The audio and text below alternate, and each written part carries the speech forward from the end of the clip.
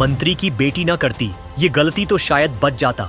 Nepal, JNG कर दिया बुरा हाल, पूरी सरकार का किया सफाया।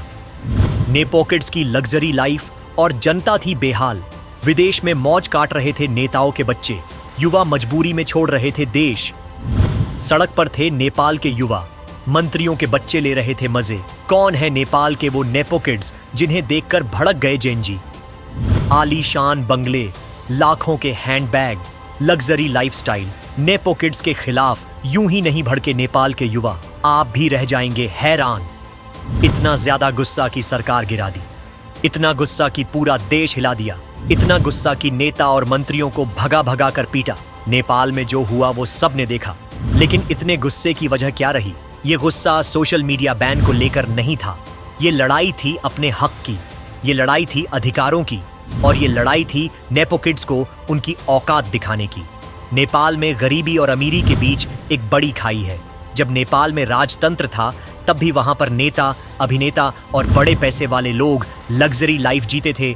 लोकतंत्र आने के बाद भी कुछ नहीं बदला।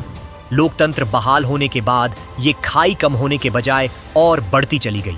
सोशल मीडिया के आते ही नेपाल की जनता को नेपो किड्स की लाइफस्टाइल दिखने लगी। नेपाल में बेरोजगारी है, गरीबी है, देश के युवा मजबूरी में नेपाल छोड़कर जा रहे और नेता मंत्री के बच्चे लग्जरी लाइफ जी रहे हैं। इस बात ने नेपाल के युवाओं के अंदर गुस्सा भर दिया। इसके अलावा ओली सरकार में 3 ऐसे बड़े घोटाले हुए जिसने युवाओं को अंदर तक हिला दिया। सरकार युवाओं को नौकरी नहीं दे पा रही थी और जो युवा सोशल मीडिया के जरिए कुछ कमाई कर रहे थे उस पर भी सरकार ने बैन लगा दिया।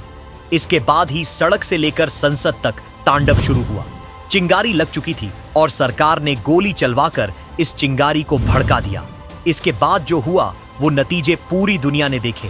नेपाल में सोशल मीडिया पर हैशटैग नेपा किड्स और hashtag politician nepo baby trend करने लगे। इसमें नेपाल के आम युवाओं को बढ़ती बेरोजगारी और घोर गरीबी से जूझता हुआ दिखाया गया, जबकि नेपो किड्स को लग्जरी कारों से घूमते, लाखों के डिजाइनर हैंडबैग और इंटरनेशनल ट्रिप करते हुए दिखाया गया। राजनेताओं के बच्चे आम जनता के पैसे से ऐशो आराम की जिंदगी जीते हैं और बिना मेहनत के उन्हें जो चाहे वो मिल जाता है। किसी को मिस नेपाल का खिताब मिला हुआ है तो किसी ने चैम्बर ऑफ कॉमर्स का चुनाव जीता हुआ है। जेएनजी का कहना है कि ये सभी पावरफुल पेरेंट्स की औलादें हैं जिन्हें देश की जनता की गाढ़ी कमाई से पाला पोसा जाता है और फिर ये जनता के ही अधिकारों पर डाका डालते हैं। ऐसे ही कुछ नेपो किड्स के बारे में आपको बताते हैं। इसमें सबसे पहला नाम है श्रृंखला खतीवाड़ा का। श्रृंखला खतीवाड़ा मिस नेपाल भी रह चुकी है, लेकिन युवा मानते हैं कि उन्हें यह खिताब अपने पिता की पहुंच की वजह से मिला है। श्रृंखला पूर्व स्वास्थ्य मंत्री विरोध खतीवड़ा की बेटी है। ये लग्जरी लाइफस्टाइल जीती है और छुट्टियां विदेशों में मनाती हैं। जेएनजी आंदोलन के बाद इनके इंस्टाग्राम पर 1 लाख से ज्यादा फॉलोअर्स घट गए हैं। दूसरा नंबर है सौगत थापा का। ये नेपाल के वो नेपो किड हैं जिन्होंने अपने पिता के नाम पर चैम्बर ऑफ कॉमर्स का चुनाव जीता। ये पूर्व कानून मंत्री बिंदु कुमार थापा के बेटे हैं। जेएनजी का मानना है कि इन्हें अपने पिता की पहुंच का फायदा मिला है। ये विदेश में रहते थे, महंगी गाड़ियों में घूमते थे और रहन सहन से लगता था कि जैसे किसी बड़े बिजनेसमैन के बेटे हों, लेकिन असल में इनके पिता एक नेता थे। कहा जाता है कि चैम्बर ऑफ कॉमर्स को लेकर सौगत थापा के पास योग्यता नहीं है। इसके बाद जेएनजी की नेपो किड्स की लिस्ट में बीना मगर भी हैं। बीना मगर पर भ्रष्टाचार तक के आरोप हैं। बीना पूर्व पीएम पुष्प कमल दहल प्रचंड की बहू हैं। ये नेपाल की जल मंत्री थीं और इस दौरान इन पर भ्रष्टाचार के कई आरोप लगे। आरोप है कि बिना सरकारी फंड से विदेश यात्राएं किया करती थीं। फिर नंबर आता है शिवाना श्रेष्ठा का, जो नेपाल के पूर्व प्रधानमंत्री शेर बहादुर देउबा की बहू है। सोशल मीडिया पर ये भी अपनी लग्जरी लाइफस्टाइल दिखाकर आम जनता को चिढ़ा रही थी। इनके पास करोड़ों की संपत्ति है।